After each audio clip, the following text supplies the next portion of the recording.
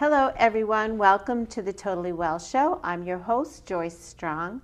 The Totally Well Show is the place where we get curious, ask questions, and explore everything to do with health, wellness, fitness, and all the things it takes to help you live the highest quality, most fulfilling life.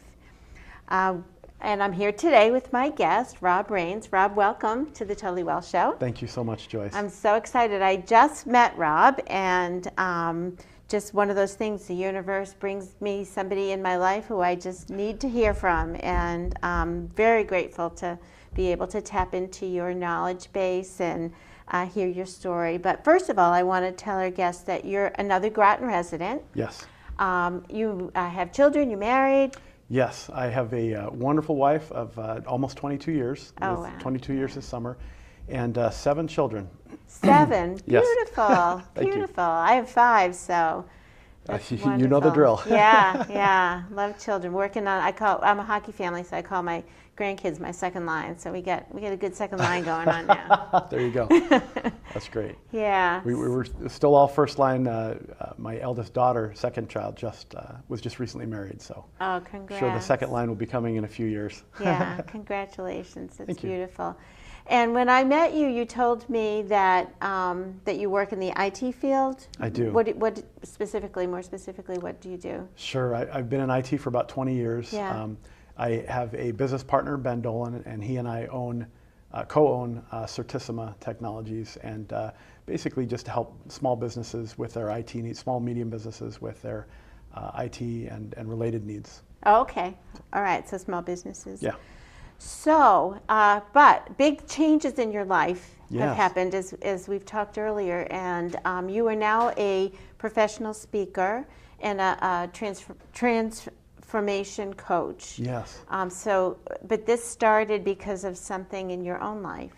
It did. I up until fairly recently was fairly large. Well, really large. I was close to 400 pounds, and just felt a need to change. I mean, I want to be there for my children. How much did you weigh? I've weighed a little north of 370. And how tall are you? 5'8". Wow, that's a lot of weight for that frame. It is. Yeah. It is. How did you get there? It took a few decades, but primarily just binge eating and using food as a dissociation method, not consciously, but just dissociating through food from, instead of feeling pain or other things. Instead of dealing with emotions that come up due to the normal stresses of life, I would eat instead. So, is it okay if I ask you these questions? Absolutely. So, when you said dissociate, can you tell me what that meant to you? Sure. One of the things, so this is something I'm using terms and concepts that I've discovered primarily since I began my journey because I needed to in order to change.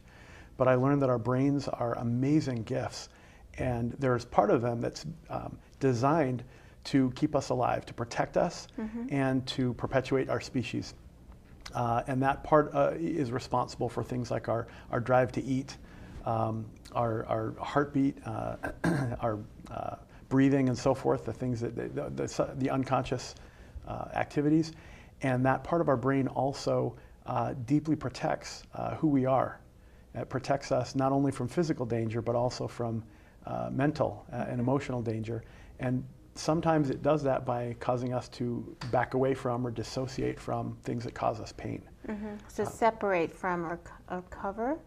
Anything that causes us pain, it kind of backs us away or it causes that separation. Okay. The clinical term is dissociation. Okay. It causes us to dissociate. Is that similar to how a person who might be using substances like drugs?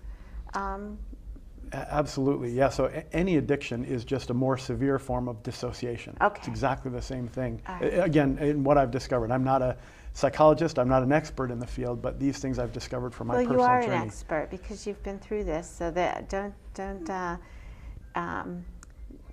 underestimate the value of your expertise here.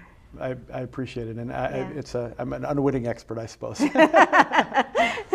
But yeah, I think every human being has dissociated in one form or another. If we have a boss yelling in our face, or a toxic coworker, or a frustration with a spouse or an angry teenager, we back away. You know, we've all had that experience where we withdraw and say, okay, I'm not going to talk to that person for a little bit, or I'm going to walk in the other room, I'm going to step away. Those are all ways to dissociate. They're not always healthy, but they're quick ways to disengage. Addiction is just a more severe form of that. Could I ask you what was going on in your life that was painful? Sure. Without going into great detail, there was some childhood trauma. I have and that caused some pain throughout life, more emotional pain to me, but I had a younger brother that I lost to suicide a couple years ago as a result of some of the trauma that he experienced. Within your family of origin? Within family, yes. Yeah. And primarily from my mother. She passed away in 2001. And my dad is still around, and he's fantastic. He's great and very understanding. But anyhow, there was a good amount of pain left over from that, and had a deep and lasting and unfortunately negative impact on the self-image and identity of some of my siblings, and particularly difficult impact on my younger brother. And so multiple siblings in our family have carried that around for some years. I think it's common for things happen in families, and and that's why I asked. So thank you for sharing and being vulnerable there. I just like to help people understand that they're not the only ones who've gone through things and have the feelings we do. So yeah, thank you. I listened to one this morning from a fellow named who was on Steve Weatherford, and his name is London Papa Michael. Okay. I think that's how you pronounce it. And he had a separation from his father at around 10 and was very scarred from it. And he shares about the feelings he had. And so this idea of, you know, children without fathers, you know, without a parent, and what can happen. So anyway, thank you for sharing that. Yeah, to put it briefly in perspective, my mother suffered from what we posthumously believe to have been borderline personality disorder, and that tends to have a pretty negative and large impact on children. So again, putting it in perspective, I don't want to demonize her in any way. She had her own struggles that that I now empathize with. Yeah. Well, that's really kind of you, and it sounds like you've done a lot of work through that to get to this side. But that helps put in perspective for me where this started, because I think people need to know it's a protective mechanism. Absolutely. Yeah. So anyway, so then what? So yeah, the 370 pounds. Yeah, the 370 pounds. I give it. It's not a totally accurate number, but when I started my journey, I did want to get a before weight. Yeah. But I didn't have a scale that went that high. Yeah. So I waited till a few days into the journey, but it was about 370. My end goal is to be at about 170, which I think is a healthy weight for someone my height, and so it'll be a 200-pound loss when I'm finished. I'm about 165 pounds into that weight loss at the moment. Wow, and you look fantastic. Thank you so much. And from what you've told me, it sounds like you feel fantastic. Yes, much better. Yeah. So how'd you do it? Sure. The specific program I followed is called Bright Line Eating. Yeah. And narrowing it down, it's essentially eliminating sugar and flour. I don't believe this is everyone's case, but in my case, I have an addiction, a physical addiction to sugar and flour, that I use those comfort foods to dissociate so often that they work. And yes, they work really well, too well. Neural pathways are there. And just to give the Bright Line Eating program, the word bright line, I think, comes from the law, from the legal term, which is a hard, fast line, so that to stop. Yes, a hard, fast line is something that's very clear and easy to define. Yeah. That there's no ambiguity about which side of the line you've landed on. Yeah. And so I've cut sugar and flour out of my diet. Completely, yeah. So there's not, should I have it today? It's right. I don't need that. Not my food. Yes, it's just out, exactly. And that's been out of my life for about 11 months. Yeah. It was scary at first. I literally mourned ice cream and brownies. Of course. Did you dream about them? Yes. It's like you're in my head, Joyce. Yes, absolutely. But probably the most fun part was getting my family on board. There's one of the things I discovered was that having a tribe, having someone around you to help and support was really critical. And I joined some Facebook groups that were Brightline eaters and others trying to be healthy. That really helped a lot. It was incredibly helpful. But I realized I've got this family. This is my tribe that I've chosen, and I can't walk away, if they're not following the same eating plan. So to get them on board, I made a deal with each of my children and said, when I lose an amount of weight equal to what you weigh, I will take you out on a daddy-kid date, and I'll put you on my back and carry you around the house. And so I've surpassed each of my children. I think this week I'm surpassing the heaviest of my kids, but I've surpassed each of my children and my wife. Oh, you're gonna make me cry. In weight. So it's been fun. It's been a lot of fun. Beautiful. I love how you engage them so creatively. And they took the challenge. So my now 9-year-old daughter Tia, when she was 8, I took her trick or treating last Halloween. Yeah. People would offer candy to the kids, and they'd say, hey Dad, you're dressed up too. Do you want some candy? And she'd get between me and the candy and say, no, my dad's not going to have that. Thanks, he's good. Which was great. I got the kids on board, and they were protecting me, so it was a lot of fun. That's awesome. That's awesome. So, did you make other changes beside just the flour and the sugar? I did. I had to. In order to make a change that large, I learned for myself that there's a change inside. There's an identity change, a change to the self-image, that I had to see myself differently. Otherwise, it was going to be a miserable journey, as it had been for the last 2.5 decades. Yeah. There were so many times I'd tried and just really wanted that change, but didn't realize how to do it. And so changing that self-image took some time. I needed to change how I think, change the thoughts that I entertain consistently, needed to change the language and syntax that I use, and then change various behaviors and willingness and attitudes. So can you give me an example of when you say change the language and syntax, like what you used to say versus what you say now? Absolutely. So one of the changes comes right out of the Brightline Eating book, but that is I no longer use the language, I can't eat that. I use the language, I don't eat that, or I choose not to eat that. Still very polite in declining food, and it's a very subtle shift, but the difference is, one is the language of a captive, I can't, and the other is the language of a captain. I choose not to. I'm steering this ship, and I'm in the driver's seat, not the passenger seat. It sends a subtle signal to my self-image, to my identity, that this is who I am now. I'm this new person. I'm not a fat guy struggling desperately to lose weight. I'm a healthy person just doing what a healthy person does. Yeah. And so avoiding those foods becomes much easier. They still call, but not as loudly. But and I think you know this too, rewriting, and just for our guests, you're actually rewiring your brain biochemically. You're changing, not just forcefully thinking something, but it's changing the structure of your brain. Yes. You are becoming a different person. That is the goal, yes. Yeah. So I love that. So other thing you said with the mindset shift, you were getting into another piece there. Sure. Identity is something I've begun to learn about a lot in the past year. Excuse me, and it's quite powerful. I've learned that our identity, whatever we identify as, pulls us very strongly in that direction. And so in my case, if I identified and have for the past few decades as a fat person, as a heavy person, any attempts I made to change in a positive direction were thwarted. I was pulled back with an almost irresistible pull to fall back into old comfortable habits.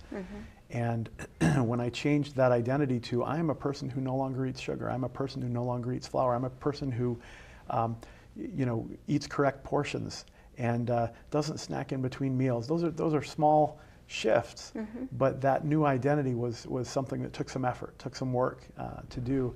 That pulls me in that direction now. It's almost it pulls me almost with the same irresistible pull that I want to keep that now. I don't want to break the streak. I don't want to lose who I'm becoming. It's interesting the idea of practice. So when I look at my grandchildren, the little ones, so the youngest one is 2, and I see him practicing words and how to say things and put them together, and each time, sometimes he recognizes he's making a mistake, and you can see his frustration, but he practices it. And after a while, we get so good at learning, and that whole, maybe when we get to school, we're studying and we call it something else. Mm-hmm. So here you all of a sudden decide you want to make this huge change, which I see a lot of my clients do as well, mm-hmm. and myself. And we want it to happen overnight, sure. without practice. And so I love that you had a method, mm-hmm. and a structure and some consistency to the persistency and consistency to the practice, so that you get good at it. Right. So it wasn't overnight that you changed your identity. It's not. There's a famous line, or a line from a movie called Forever Strong. It's the name of the movie, and it's about a rugby player that has some drug addiction problems, and it eventually turns his life around. But there's a point at which he's at a juvenile detention center, and the person who runs the center says to him, "Your problem is that ever since you've come here, you've been trying to go back home the same kid you were when you walked in the door." Mm-hmm. And that struck me. That became, for me, relevant to my journey. I couldn't get to the other end. I couldn't get to the 170 pounds the same guy that I was when I started. Yeah. It just wasn't going to happen. I needed to become a new person, and I love the person that I'm becoming. That's different. I wasn't in love with the old guy. I really wasn't. Yeah. An ideal father, an ideal husband. I really like who I am now. So this has improved your life in so many ways. And now a whole new career is emerging as a public speaker, which I'm sure you'd be fantastic at. I hope so. Oh yeah, I can. You're very well spoken, and then to see you sitting down and having this kind of a conversation with clients, and helping them learn from the dummy tax you pay. It's true. I paid the tax, and it's thrilling when I share principles with them that give them those aha moments, and they say, "This is what I needed. This is exactly what I needed." It's wonderful. That's a great reward. I'm curious about some of the structure. I know. So, Rob, your website is powerfulidentity.com. Yes. And they'll put that up on the lower third, so our guests will know how to reach you. When you and I were chatting, you talked about your 7 specific shifts. You had sort of a signature program that you use with your clients. Yes. Can you give me a little quick? We don't have too much time, but sure. Yeah, a quick summary of what that.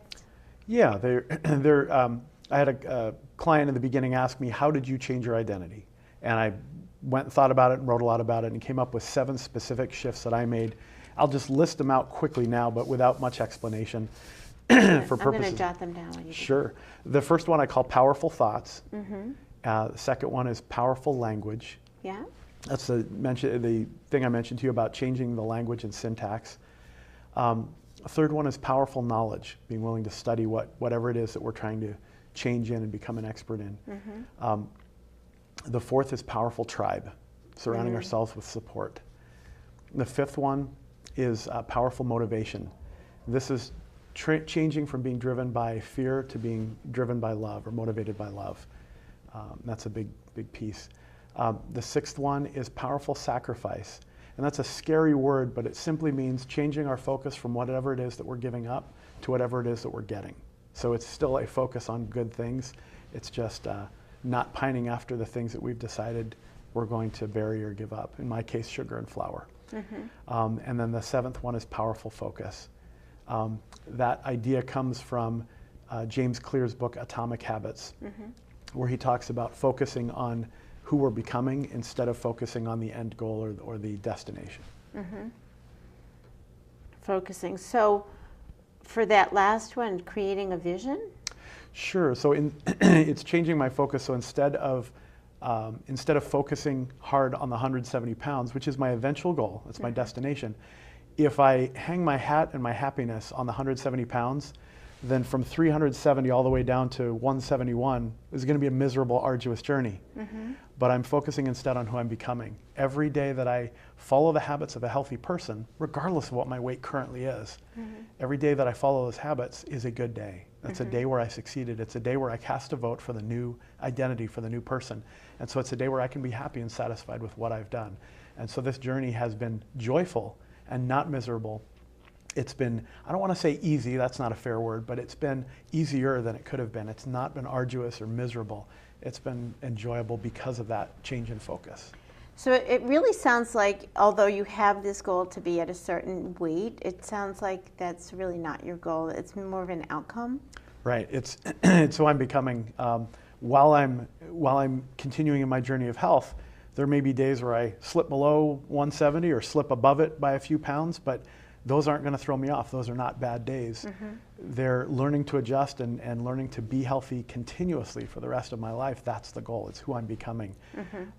And as part of that, it's becoming a better husband, becoming a better father, becoming someone who has more energy and is more industrious, becoming someone that connects better with other people, as opposed to dissociating through food. All those things are part of this new identity, and that becoming that's the journey, that's the fun. Any one of these items that you listed are more important than another, or they all have equal strength? That's a fantastic question. They're not, and that's the reason I call them shifts and not steps. Shifts. Because if they were steps, you'd have to do them in order, right? You'd have to do one and then do two and then do three. These are shifts. It's like a combination lock. All the tumblers need to be in the right place, but it doesn't matter what order you get the tumblers in. Okay. As long as you've got them all as long as you've shifted them all correctly, Yeah. you can do them in any order. And they're just all things that need to be in place for us to shift that identity more easily. So it sounds so similar to how I talk with people, and they come in, I just want to focus on the diet. And I'm like, that doesn't work like that, because it's all connected. So it sounds like a very holistic approach, that you're really encompassing the whole person. Yes, it is becoming a new person. It has to. And you're right, people have asked me the same, just focus on it, just tell me about the eating plan. And I say, listen, the eating plan is you shop less in the bakery section, you shop more in the produce section. That's we all the know easy that. part. We all know that. That's right. You don't need me to tell you that. It's the mental work that's harder. Yeah, yeah. I was curious too about the word sacrifice, because I think what it elicited for me was sometimes it is more work than what I'd been willing to do, or at least more work than the mountain I had imagined cooking 2 eggs would be. Sure. But can you talk a little bit more on sacrifice, like what that means? Sure. There's a story in a book of ancient scripture about a people that decided to change their ways. They wanted to go from being a murderous, idolatrous people to becoming a hardworking, peaceful, reverent people. And as part of this, this group got together and they performed a ceremony in which they dug a big hole in the earth and buried their swords as a token. It's written that it was a token to God, but I believe it was also a token to their fellow man, the people there in that group, in that tribe, that they were not going to take those swords up again. Not only would they stop the harmful actions of murder and just living a life of idleness, but that they promised God and their fellow man that they would become or covenanted that they would become an industrious people, a reverent people, a peaceful people. And I believe that those types of changes are part of this journey, that in addition to changing my eating habits, I needed to bury certain practices like dissociation. I needed to eat dinner with my family and not hoard ice cream in front of Netflix. I needed to make changes. I needed to become more industrious, get up earlier in the morning and do the dishes for my wife instead of sleeping in. Those sorts of things. I know those sound like small changes, but those are all part of becoming a new person. But each one of those sound like the first time you try it feels hard. Yes. But now they sound like just who you are. Yes. The first time. So it's only hard at the beginning. Yeah, the first time with any habit is new. It takes more energy. It's like a a rocket taking off, there's that escape velocity that Yeah. takes almost all of the fuel. Yeah. But once that rocket gets out there, its journey is much easier and Yeah. only requires little spurts of fuel here and there just to correct course. I love the rocket analogy. That's awesome. So sure, there is some energy at the beginning required to get that escape velocity, but once there's some momentum, it becomes very automatic. That's awesome. Couple more questions. Sure. And then my closing. I usually close with a few questions. But what are you afraid of? What am I afraid of? Wow, that's a huge question. I am, so in a larger sense, I'm afraid of anything that causes me to see myself as inferior, as any. I think most of us are afraid of those types of things. In this particular setting, I'm afraid of, or try to avoid anything that would cause me to want to go back to being the person that I was. I fear that, not in the sense of being overly concerned and stressed about it, but in the sense of definitely wanting to choose a path that avoids that goes around becoming who I was. So being vigilant and aware, mindful. Yes. So we're getting down to the end of the show. I have about 3 minutes left. I always ask my guests, what are the top 3 things it takes for them to be totally well? So you have about 3 minutes to elaborate. Okay, well, no pressure. And of course, they change all the time, but Sure. Just what comes to mind today? Sure. For me, the top 3 things are first, a personal connection, and I don't want to push a belief system or anything like that. For me, it's a connection with God. Other people might say a connection with the universe or a connection with themselves, but basically an intuitive and thoughtful, deliberate connection with something higher and better than us that helps us to find peace, that helps us to be able to look objectively at things. The second part of that is taking care of my body and mind and heart, just eating properly and connecting with other people. And the third is just continuing to build and surround myself with a tribe of wonderful people that are supportive of the new person that I'm becoming. And again, starting with my family, connecting with and being present with and really connecting with my family.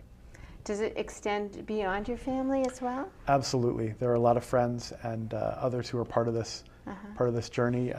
You are someone that I very much enjoyed and appreciated meeting as part of this too, so absolutely extends beyond immediate family. Oh, that's nice to hear. I'd love to be in your tribe and be part of your support. Welcome aboard. Well, I've really enjoyed getting to know you. I feel like our time's almost up now for today, but I'd love to have you back on the show and talk more with you. You've obviously learned so much, and I'm really proud of you. And I could also use your support for me and use you as a mentor, because I know a lot about this, and I really appreciate how much knowledge and how much you've had to study to make these changes, and how vulnerable you've made yourself to allow that to happen. So thanks for being on the show. My pleasure. Thank you so much, Joyce. I really appreciate the opportunity. You're welcome.